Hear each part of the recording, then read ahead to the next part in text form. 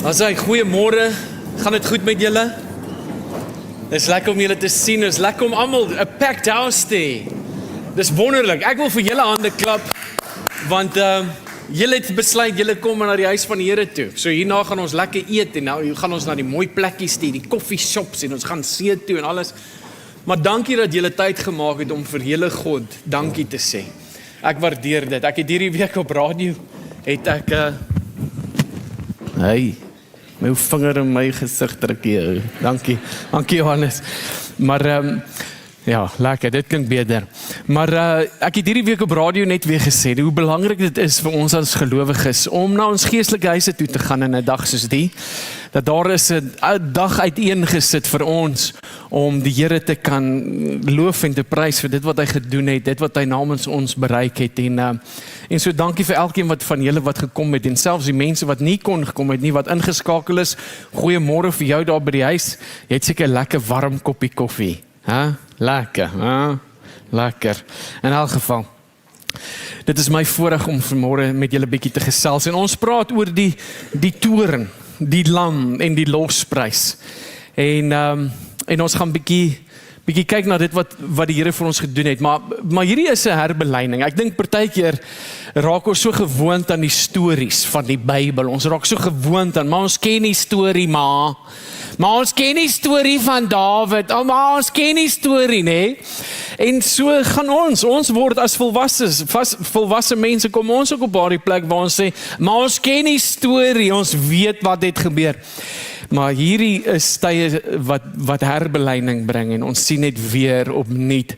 Wat het dit Christus gekos? Wat het dit vir ons gegee? Wat kry ons uit die deal uit? Want kom ek sê vir jou hierdie ding, God kry nie veel uit hierdie deal uit nie. Hy het ons sonde gekry. Ons kry verskriklik baie uit hierdie deal uit. En dit is hoekom dit Goeie Vrydag genoem word. Want dit was hy en nie jy nie. Nie ek nie, dit was hy. En ons gaan bietjie kyk, dit klink dalk vreemd vir jou om dit, as jy dit hoor, dit was hy, nie jy nie. Maar dis wat gebeur het. Hy het dood gegaan in ons plek. En dit is vir my dit is 'n goeie dag. Amen? Ja, nee, ons moet bly wees. Vir jare het ek gechunk, as die eerste noot geklap het, dan, Here, ek is jammer. En toe skakel dit oor na absolute joy en vreugde. Want toe besef ek hoe groot my sonde is, hoe baie my sonde is, waaraan ek skuldig is, en dat hy vir my gesterf het. Ek is dankbaar, ek is bly, ek is opgewonde, en as gevolg van dit, gaan ek nie aankarring in sonde, en sê ek goed, ek gaan 'n geweldige stryd opsit, ek gaan 'n geveg opsit. Dis die dag wat ek, die oomblik toe ek besef het wat gebeur het, is die dag toe ek besluit, wel nou fight ek elke liewe sonde, elke liewe gedagte, elke liewe dingetjie. En ek gaan dit nie ruimte in my lewe gee nie, want kyk wat het dit omgekos. Maar ek hardloop myself voor, maar sien, daar was nie 'n oomblik in die geskiedenis van die mense bestaan, iets groter as wat op hierdie dag gebeur het nie. Nie die skepping nie die sondevloed nie selfs die opstanding was so dramaties, so belangrik soos hierdie dag nie. Niks in die geskiedenis van die mens was so skokkend soos wat vandag meer as 2000 jaar terug gebeur het nie. En wat ons nie besef nie, of wat ons besef is ook die kruis wat openbaar dit. Dis die plek waar God se toorn. Sê mens toorn of toorn? Praat met my. Toorn.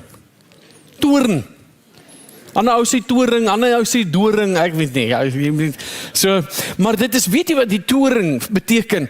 Intense anger, wrath, rage, fury. God was kwaad, nie 'n bietjie nie, hy was baie kwaad. En die kruis is die plek waar jy dit raak sien, waar jy sien, waar hierdie intense anger, wrath, rage en fury uitgegiet word op Jesus Christus. Dit is ook natuurlik die plek waar jy die grootste openbaring van God se liefde gaan kry. En tog kry jy nog steeds mense vandag wat sê, Here, as jy my liefhet, laat daar 'n pink tortelduif hier sit. En dan moet hy sê, God is lief vir jou. Nee.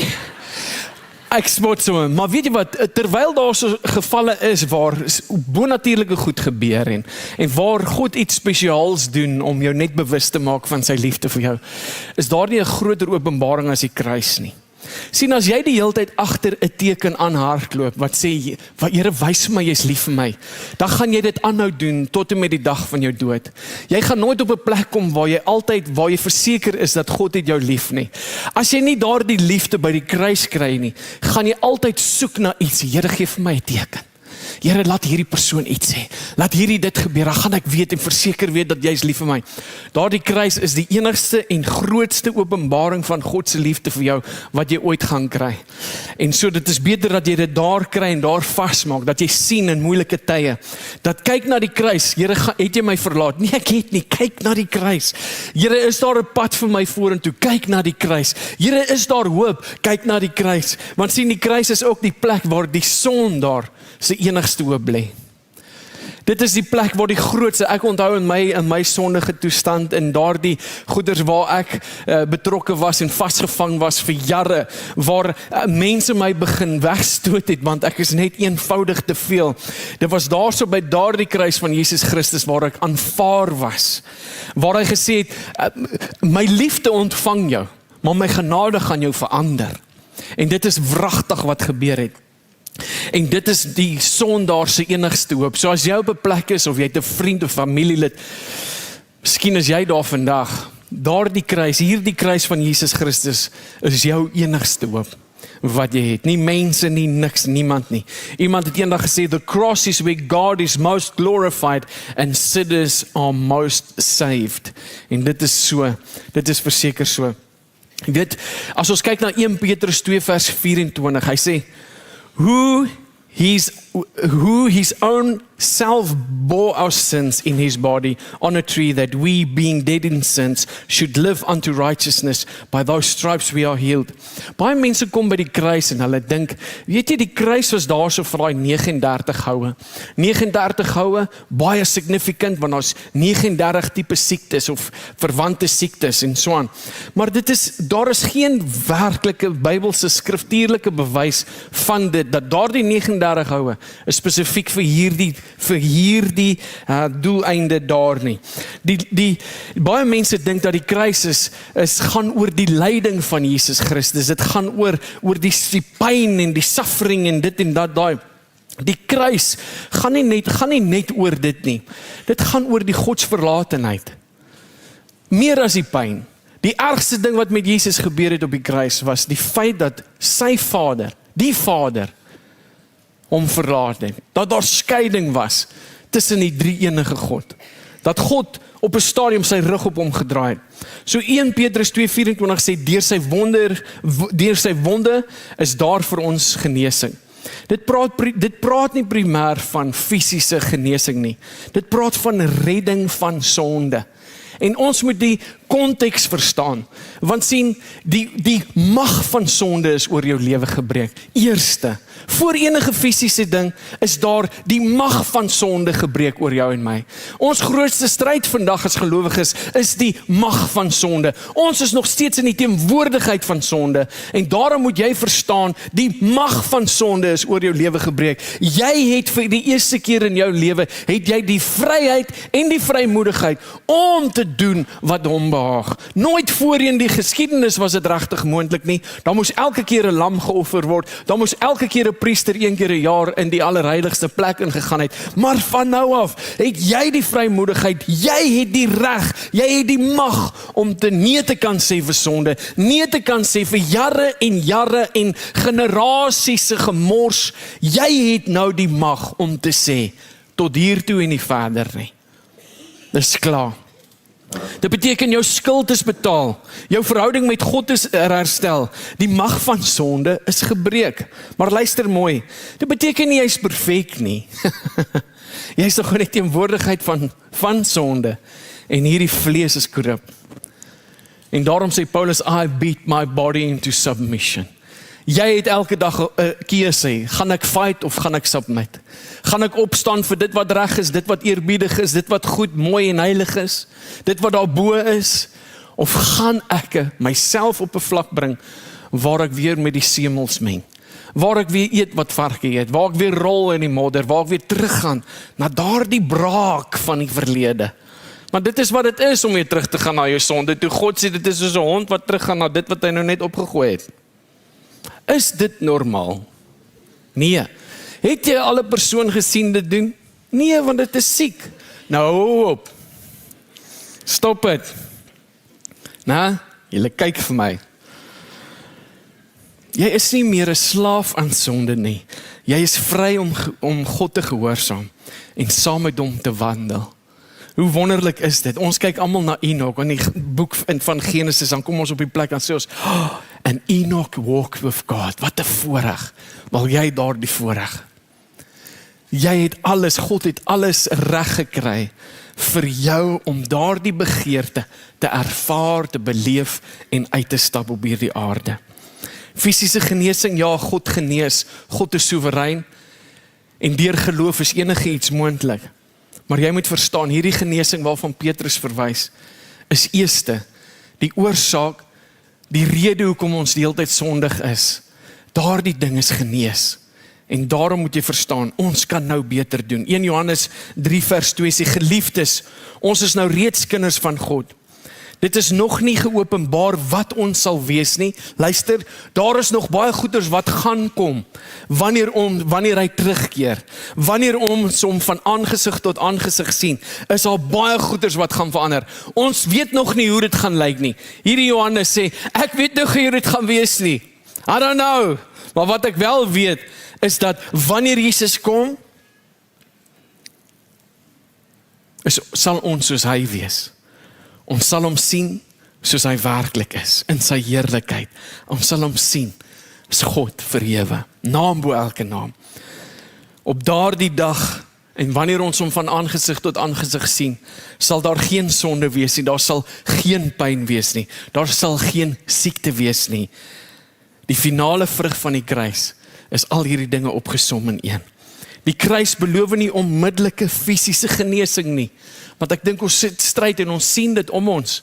Ons het almal goeders in ons liggame waarmee ons sukkel en ons stryd en woed en ons beklei teen goeders en ons verstaan nie hoekom Here, hoekom is hierdie kruis die 39 hou, want onthou ek spreek nou 'n teleurstelling aan. Ek spreek nou iets aan wat mense oor jare en jare teleurgestel het. Hoekom is daar nie iets vir my nie? Hoekom word ek nie genees nie? 1 Korintiërs 15:54. En wanneer hierdie verganklike liggaam met die onverganklike beklee is en hierdie sterflike liggaam met die onsterflike, dan sal die woord wat geskrywe is staan, vervul word. Die dood is vernietig, die oorwinning is behaal. Sien, daar's 'n klomp goeders wat in hierdie lewe nog gaan gebeur. En dit toets ons geloof, dit toets ons vertroue in die Here, dit toets ons op die plek in ons harte. Onthou die vyand se mandaat is om jou te ontspoor, om jou geloof in God te laat wankel, om eintlik jou tot 'n stryd en tot 'n val te bring. Dit is sy mandaat. Sy mandaat is om God se karakter in ons beeld af te breek. Maar sien, ek en jy het nou 'n dieper verhouding met God. Ons is nou op daardie plek waar ons aanbid hom nie vir hoe dit met ons gaan nie. Ons aanbid hom want ons het die openbaring gekry dat hy alleen God is. En daarom sal ons hom aanbid. Daarom sal ons hom loof en hom prys. Ons sal al sy instruksies vat. Ons sal hom gehoorsaam. Ons sal deur die skrifte gaan. Ons sal ontwikkel. Ons sal groei. Ons sal aan onsself werk. Ons sal aan ons karakter werk. Ons sal geestelik volwasse word. Want sien, ons eksterne dinge gaan nie meer bepaal hoe ons God aanbid nie. Ons gaan hom aanbid as gevolg van hierdie dag, 'n dag soos die waar ons besef opnuut dat hy het ons plek ingeneem. When miracles becomes the main message, the love for God grows cold. En ons sien dit wat reg oor die wêreld gebeur. Al die ouens wat verklaar hulle is so geestelik en hulle wandel in die gees en dit is al hierdie manifestasies. Ouens wat net power hungry is, daai wielietjies is besig om af te val. God is besig om die kerk te skud. Die vuur is te warm vir meeste van hierdie ouens en meeste van hierdie kerke. En daar is gate in hulle teologie. Daar's 'n ou wat my ruk terug verlede jaar toe bel hy my, 'n baie groot bekende man in die land. En hy sê vir my, ja, hy moet vir 'n 3-dubbele hartomleiding gaan en al hierdie goeters, en hy vra dat ek saam met hom sal bid, maar moet asseblief niks vir niemand sê nie, want hy verkondig nie hierdie goed nie. Want sy bediening is gebaseer net op wonderwerke. En so kom hy en hy sê, asseblief bid saam met my, ek is benoud, ek is bekommerd, maar moet vir niemand niks sê nie. En sien, dit is hoekom hierdie dag so significant is. Die toring van God, die lam van God, die losprys. Kom ons kyk gou 'n bietjie na Matteus 27 vers 45. En van die 6de uur af het daar duisternis gekom oor die hele aarde tot die 9de uur toe. Nou dit is die sonsverduistering nie, dit is ook nie toevallig nie.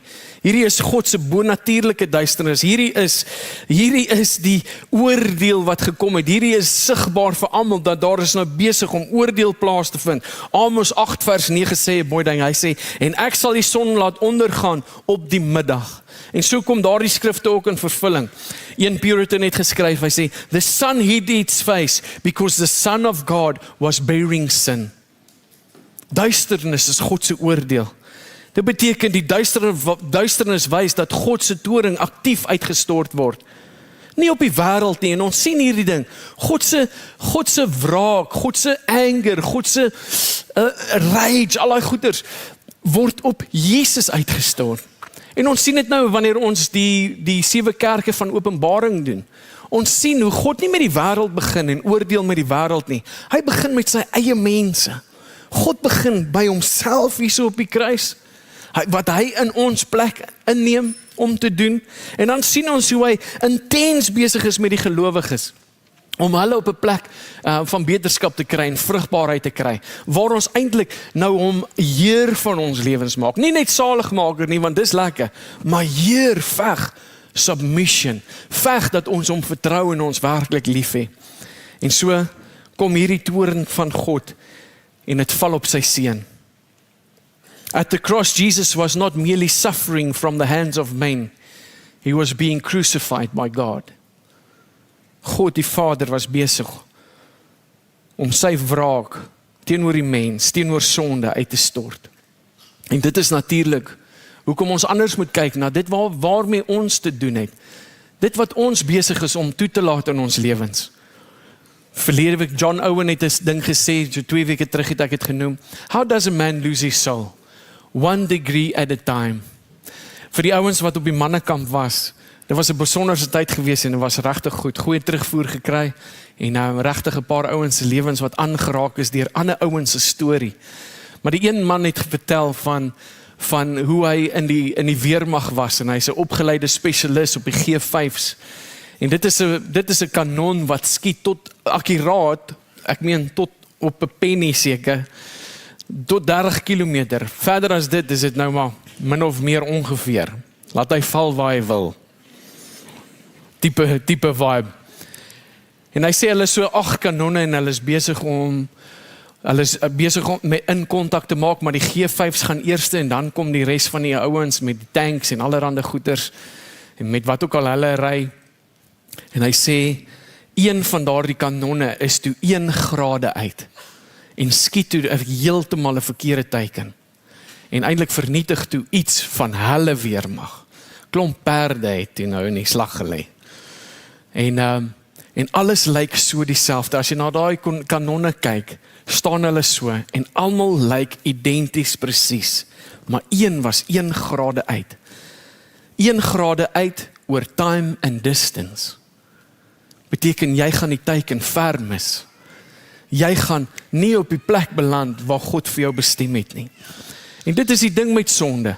As ons dit nie vandag aanspreek nie, as ons nie vandag intentioneel daaraan werk nie, oor tyd en afstand, gaan jou lewe nie lyk soos wat dit kan lyk nie. En jou lewe gaan nie getuig wat dit kan getuig nie. En daarom moet jy verstaan, dit is noodsaaklik dat ons elke dag in die woord kom, onsself onderwerp aan God se gesag. Want dit is wat belangrik is. Dis nie net 'n fout nie. En dit is nie, dis nie so erg nie. Dit is ook nie, God sal verstaan nie. Onthou julle wat het ek gesê 2 weke terug? Toe ek gesê het, as ander mense lieg, of Jok, is hulle liegbekke. Liegbekke. Jy kan daai mense glad nie vertrou nie. Jy kan, die van Jaarsveld. Yes, nee, ja, ek glo nie 'n woord wat hulle sê nie. Maar as jy lieg, is dit complicated. Onthou jy dit? Nee, luister, dis complicated. Nee, maar jy het vir my gelieg, Santi. Nee, jy verstaan nie. It's complicated. Sien hoe regverdig ons die hele tyd wat ons doen, maar ander mense bring ons die hamer? God sien die motiewe van jou hart. Hy kyk wie jy regtig is en wat ons by hierdie kamp gedoen het saam met die manne is om weer te besef dat God het die ou agter die masker lief. God het die regte jy lief. En God het gesterf vir die genuine jy. Die ene wat anders is as wat hy hierso is. Hy het vir daai ou gesterf en is tyd vir daai ou om vrug te dra. Dis tyd vir daai ou om deur te breek. Dis tyd vir daai ou om sy identiteit in Christus op te neem. Nie die valse voorneme nie, die genuine jy.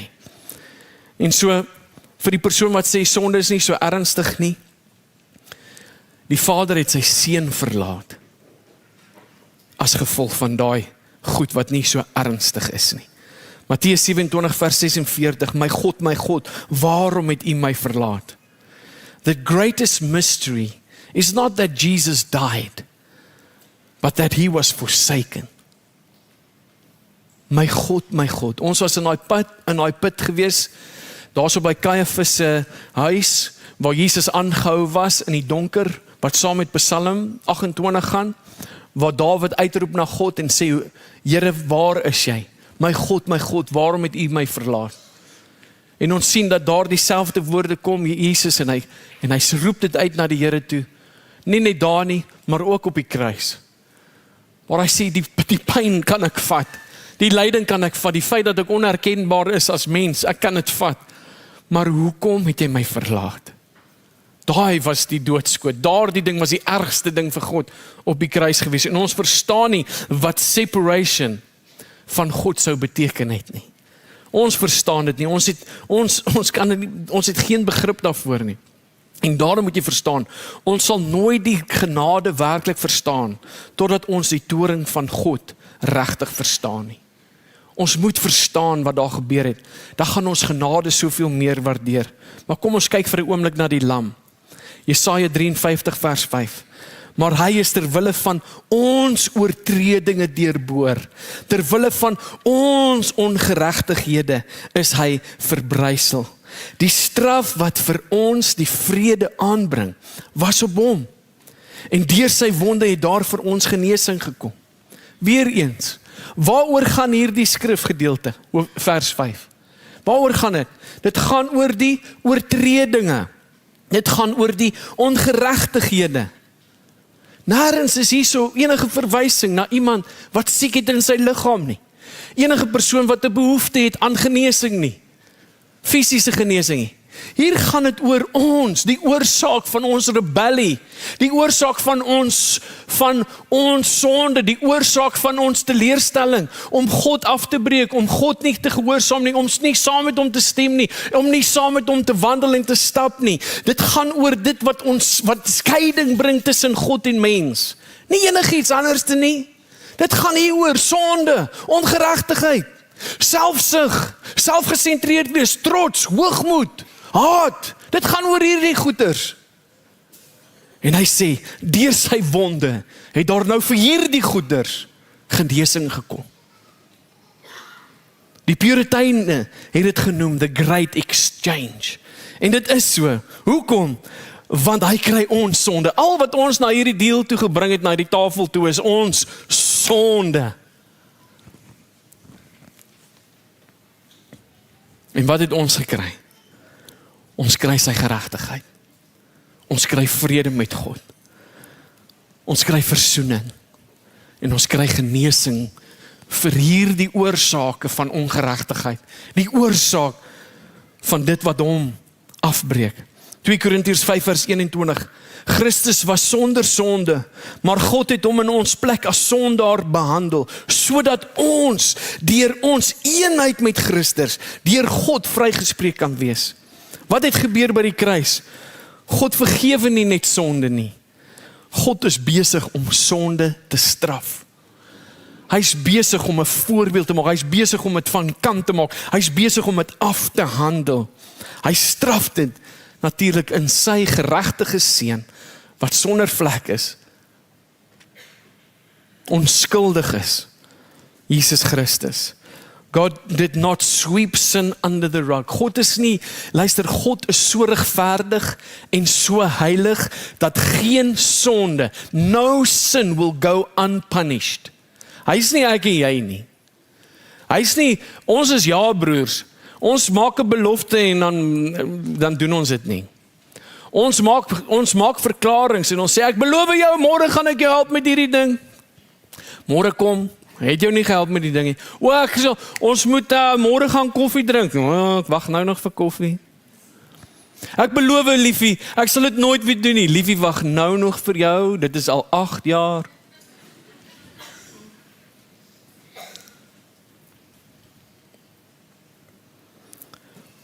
Ons sal maklik van goeders van kant maak, om ons te pas, sodat dit gerieflik is vir ons. Maar hy is so heilig. Weet jy hoekom sê hy, don't take, vengeance belongs to the Lord. Weet jy hoekom sê hy dit? Want God is regverdig. And no sin will go unpunished. Alles gaan gestraf word. Alles. Almal gaan rekenskap gee. Maar sien vir ons wat in Christus is dit al reeds uitgestort op die seun. En daarom het ons 'n blymoedige hart. Daarom het ons die voorreg om na hom toe te kom. Daarom hoef ons nie bekommerd te wees of te worry of te dit of te dat nie. Want alles is uitgestort op sy seun. God did not sweep sin under the rug, but he poured his wrath on his son. Jesus sterf nie net vir jou nie. Hy sterf in jou plek, soos wat ons vanoggend gehoor het. Jou skuld op hom, jou oordeel op hom, jou hel op hom. Christ drank the cup of God's wrath so that we might drink the cup of salvation. As jy na die kruis kyk, sien jy hoe jou eie vonnis moes gelyk het. En hoe dit uitgevoer is op 'n onskuldige wat sy lewe vir ons neergelê het. Dit vernietig enige selfgeregtigheid. Dit vernietig daardie hoogmoed wat ons het van kyk hoe kry ek alles reg. Dit is maar die lekkerste. Hierdie is die oomblik waar ek deurgebreek het om met hoë gesiene mense te kan aan tafel sit en gesels. Want sien, na die kruis openbaar dat jy's nie beter as ek nie. Jy's nie fancier as ek nie. Jy's niks nie, want jy het dieselfde hulp nodig as ek. So ek kan vir jou reguit sê wat ek dink, my eerlike opinie met jou deel, sonder om te worry oor wat jy van my gaan dink. Want jy is net so sleg soos ek. Ons het albei dieselfde hulp nodig. Nie ek bietjie meer as jy, omdat jy dit meer gemaak het as ek in die lewe nie. Nee, God het jou net meer begaafd gegee, of jy's meer begaafd as ek. God het jou opgestel vir 'n posisie in die samelewing, want sien, alle gesag, alle posisies word deur die Here gegee. So ek is okay met waar ek is. Ek is bly vir jou. Daar is 'n verantwoordelikheid wat kom saam met daardie groot gesag en vryheid en geluk wat jy ontvang het. Is 'n gawe van die Here, Deuteronomy 8 vers 18. Remember the Lord, because it is He that has given you the ability to generate wealth. Jy het 'n verantwoordelikheid.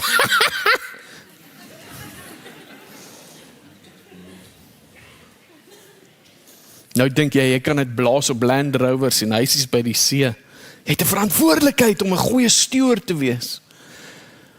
Maar hierdie kruis het my en jou op dieselfde grond geplaas. En as ek dink jy's gierig, gaan ek vir jou reguit in jou gesig sê, ek dink jy's gierig, want wanneer is genoeg? Want ek en jy dieselfde hulp nodig.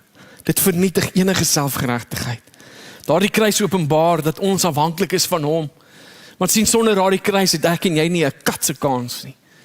En daarom bring hierdie tye nie net herbelyning nie, maar dit herbelyn ons prioriteite. Wat werklik belangrik is, sien jy werk en sloof jouself af, oggend, en aand, elke dag, 365 dae, selfs op jou vakansie en rustye, sloof jy jou af om 'n deal te kry, om beter werk te kry, om 'n beter lewenskwaliteit te hê en 'n loopbaan te hê waar jy kan sê ek was suksesvol. Sien, hierdie ding bring daardie prioriteite in plek en sê die enigste ding wat belangrik is, het jy verhouding met God? Is hy jou alles? Ken hy jou werklik en ken jy hom? Want jy kon hom ken, ouens in die kroeg ken hom, die sataniste ken hom, almal ken hom. Maar hy sê daarso, as ek jou nie ken nie, sorry chom, jy gaan nie in nie. En dit is die skrikwekkende ding. En dit bring bietjie daardie loopbaanskeuses van ons in en daardie passie vir hierdie loopbaan en dryf na sukses. Dit bring bietjie perspektief en sit bietjie brieke op en sê, wow, is ek besig, am I leaving or cleaving onto God? Is hierdie beroep van my, is ek so ingestel om 'n sukses daarvan te maak, dat ek is eintlik besig om God eenkant te plaas vir tydelike genot en plesier. En so kom hierdie dag en hy konfronteer ook mense se godsdiens, maar sonder die harte. Hierdie mense bely my met hulle lippe, maar hulle harte is ver verwyder van my. Hy kom en hy bring alignment. Hy herbelyn ons, hy herkalibreer, hy druk die reset knoppie. Hy bring ons tot 'n stilstand. En sy skrif bring oordeel. Wat moet ons doen? Jy moet in Jesus glo as jou enigste verlosser. Jou enigste verlosser. Nie enige goeie werk wat jy doen nie. Die moslems gee baie meer kos as ek en jy. Baie meer geld as ek en jy. Maar gaan hulle nie help nie. Goeie dade doen niks nie. Dit is geloof in Jesus Christus as jou enigste verlosser. Vertrou op hom met jou hele hart. Gee oor en rus in sy hande. Nie werk nie, nie harder probeer nie, rus deur geloof in die plaasvervanger wat God vir ons gegee het, Jesus Christus. Rus deur geloof in hom. Hier is 'n mooi ding, wow, ek hou van dit, die lofprys.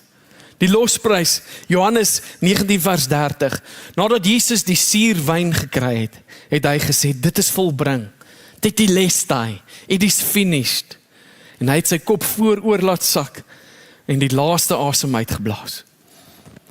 Nou julle weet mos tetelestai beteken rekenkundig, was dit 'n ding waar as jy 'n rekening betaal het, dan is afgehandel, dan is daar dit is daar opgeskryf, op daardie faktuur is daar geskryf tetelestai. Dit is volbring, dit is afgehandel, dit is klaar. Jy skuld niks meer nie. So wat beteken dit vir my en jou as gelowiges, hierdie woorde van hom, hierdie rekenkundige woorde van hom? Beteken die wet is vervul, die profesie is alles vervul, die offerstelsel is beëindig, ons hoef nie meer 'n lammetjie te slag en 7 tortelduwe en dan bietjie koring en graan en dit en dat en daai nie. Nee, dit is finaal afgehandel. Jou skuld is betaal, die wrath of die toorn van God teenoor elke gelowige is afgehandel. Sy mandaat hier op aarde is afgehandel. Hy het gedoen waarvoor hy gestuur was om te doen. There is nothing for you to add to Christ's work. Dit is wat volbring beteken.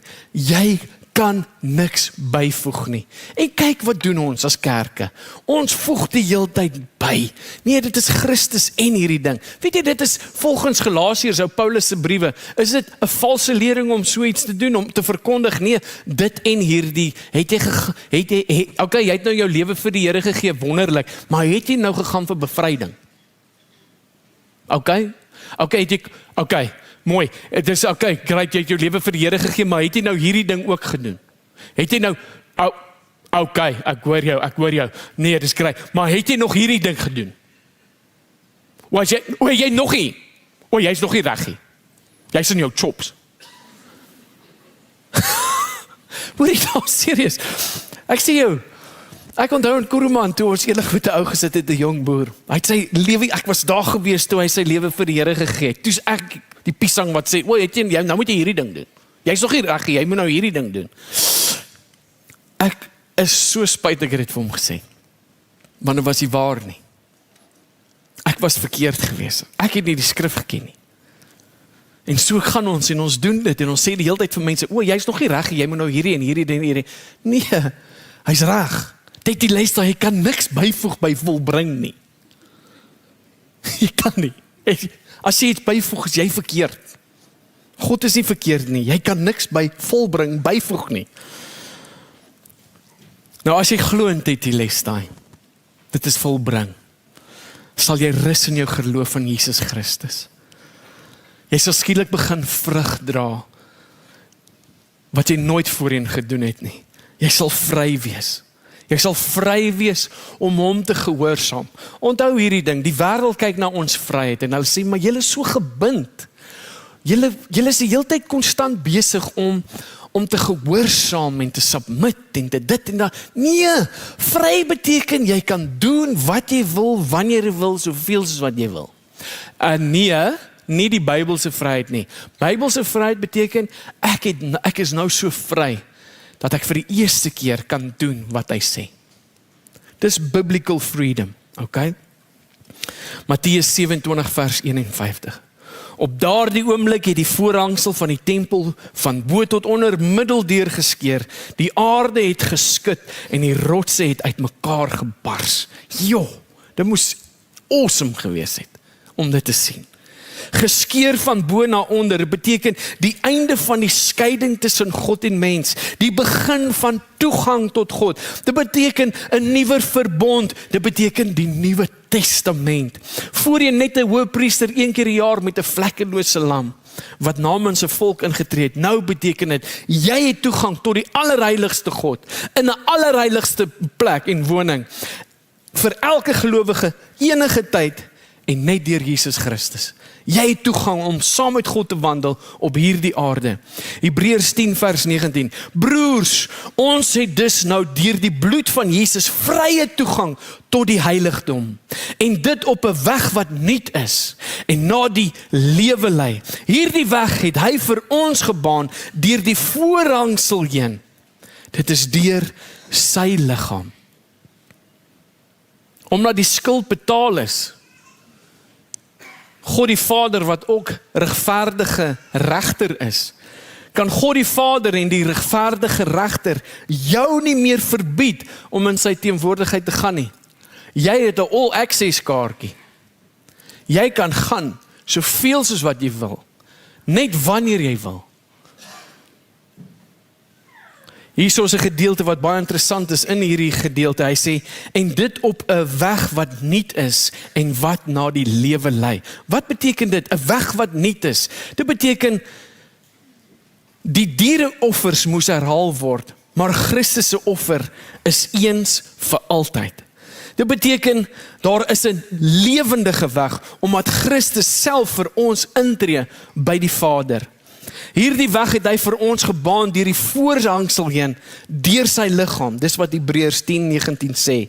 Dit beteken, die fisiese vlees van Jesus was die voorhangsel. Solank as wat hy in sy vlees was, was daar nog nie hierdie toegang gewees nie. En daarom deur sy dood, deur die skeur van die vlees, is die pad oopgebreek en het ons nou hierdie toegang. Jy hoef nie meer weg te hardloop van God nie. Jy hoef nie meer eers jouself uit te sort voordat jy kom nie, want jy kan nie. Jy gaan dit nooit op jou eie reg kry nie. Jy het reeds sy hulp, sy bloed, sy woord nodig om jou te kan reinig. En weet jy wat? Kom na hom toe. Hy het tyd vir jou. En hy is enige tyd beskikbaar. Nou, het almal 'n kelkie gekry. Ons almal bedien met nagmaal, want daar is nog baie. Is iemand oorgeslaan, kan ons iemand bedien? As jy nie gekry het nie, steek asseblief jou hand op, wat ons vir jou kan bedien.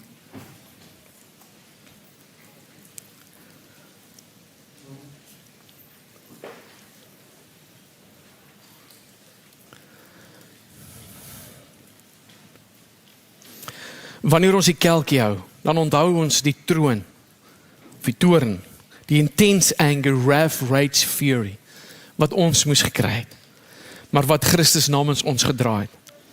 Hy is die heilige lam wat geslag is, hy is die losprys wat betaal is. 1 Korintiërs 11:26 sê, elke keer as julle hierdie brood eet en uit die beker drink, verkondig julle die dood van die Here tot hy kom. Nou net vir 'n oomblik, vra net vir jouself, glo ek werklik dat hy in my plek gesterf het, of probeer ek nog my plek verdien? Vertrou ek regtig op dat dit voltooi is, volbring is, of probeer ek nog deur my eie werke en dade goeders byvoeg? Probeer ek nog myself red, of kan ek vertrou dat hy my klaar gered het? As jy in Christus is, kom met vrymoedigheid en met dankbaarheid. Maar hierso, as jy nie 'n gelowige is nie, en jy is nie in Jesus nie, moenie hierdie vat nie. Kom na Jesus toe. Kom eers na Jesus toe. Moenie van hierdie dingetjie deelneem nie. Moenie van dit drink nie. Moenie dit eet nie. Jy bring veroordeling oor jouself. Kom na Christus toe. Onthou, die toring van God bewys, hy is heilig en hy soek sy kinders heilig. Die lam bewys dat Christus in jou plek gesterf het. Want net hy kon, want net hy was heilig en waardig. Die losprys bewys dat dit is volbring. Niks kan bygevoeg word nie. Pas op vir valse godsdiens. Wanneer jy na die kruis kyk, besef die skoonheid, maar ook die verskrikking. Besef die erns van dit wat Christus sê. Hy is ernstig. En ons kan dit sien op die kruis.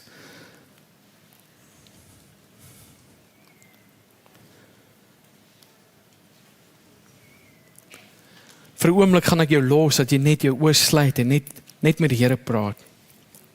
Bertus, as jy vir ons al 'n bietjie agtergrondmusiek kan speel.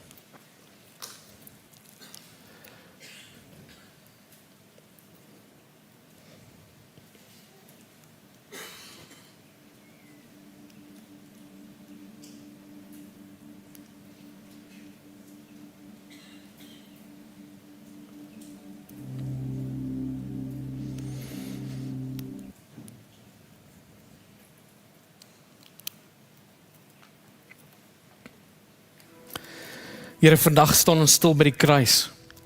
Ons bely dat ons dikwels vergeet hoe duur die prys was wat U betaal het.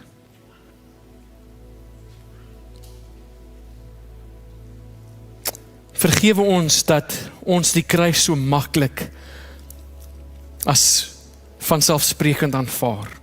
Here, breek ons harte oor sonde.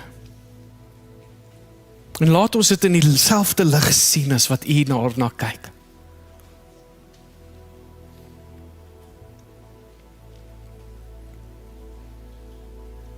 Laat ons sien dat dit ons oortredinge was wat U daar vasgespijker het.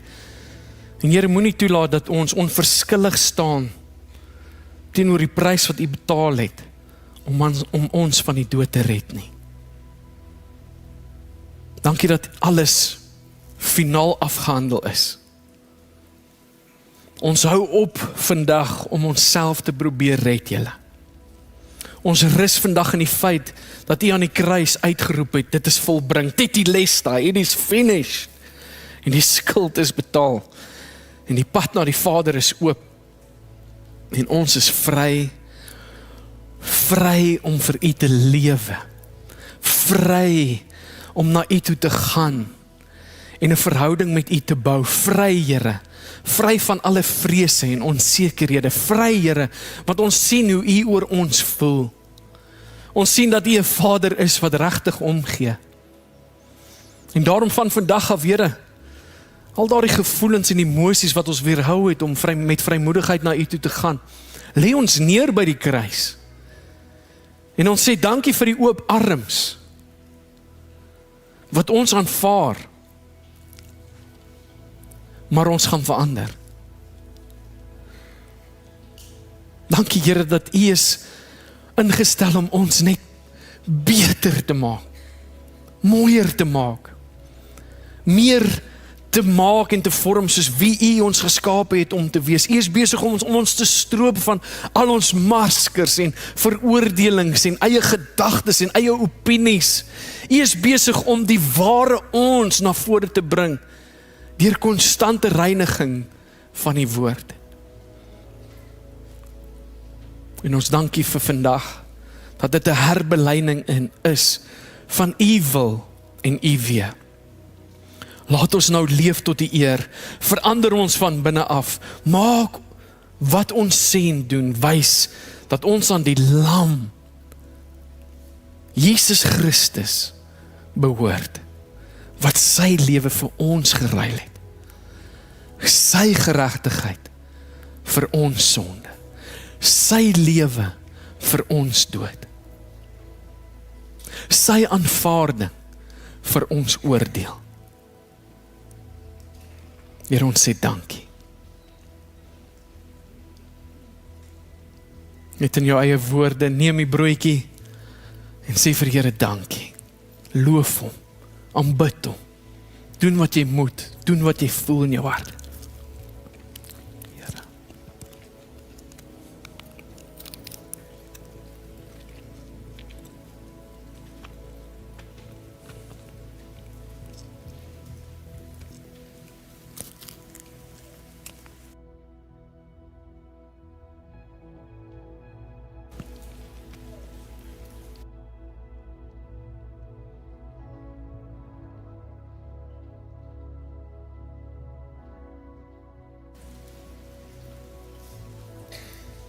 Here God, my gebed is ook dat U ons sal vul van die sole van ons voet tot die kroon op ons hoof. Dat U weer die vrede, die vreugde,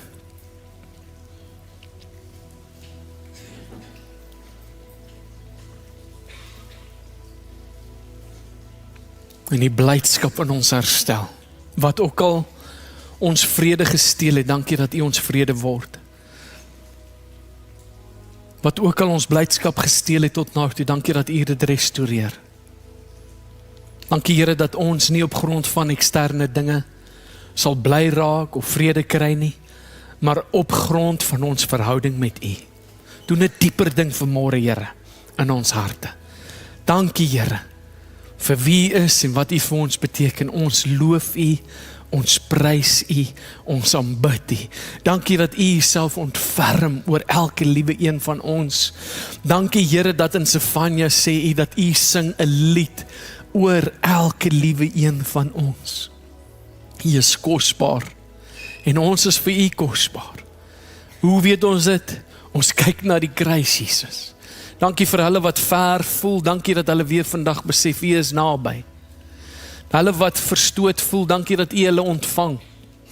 Hulle wat voel dat U nie hulle gebede verhoor nie, dankie dat ons weet dat U is die soewereine God. En in die wysheid sal U vir ons gee presies wat ons nodig het. Ons kan net rus in wie U is. Want die karakter weerspieël soveel van U liefde en hoe U oor ons voel. En daarom sê ons dankie Here. U weet wat môre gaan gebeur. Ons vra dat U ons vandag toerus vir die dag van môre. Dankie dat U is bewus van wat gebeur. En daarom Here, rus ons net. U is in die stuurwiel. U is aan die stuur. U is in beheer. God is op die troon. Ons sal U aanbid. Ons sal U loof en U prys. Al die dae van ons lewens in Jesus naam. Almal sê bietjie. Oh man, geniet hierdie dag, wees 'n blessing vir ander mense en dankie dat jy gekom het. Mag die Here julle ryklik seën. God bless, bye bye.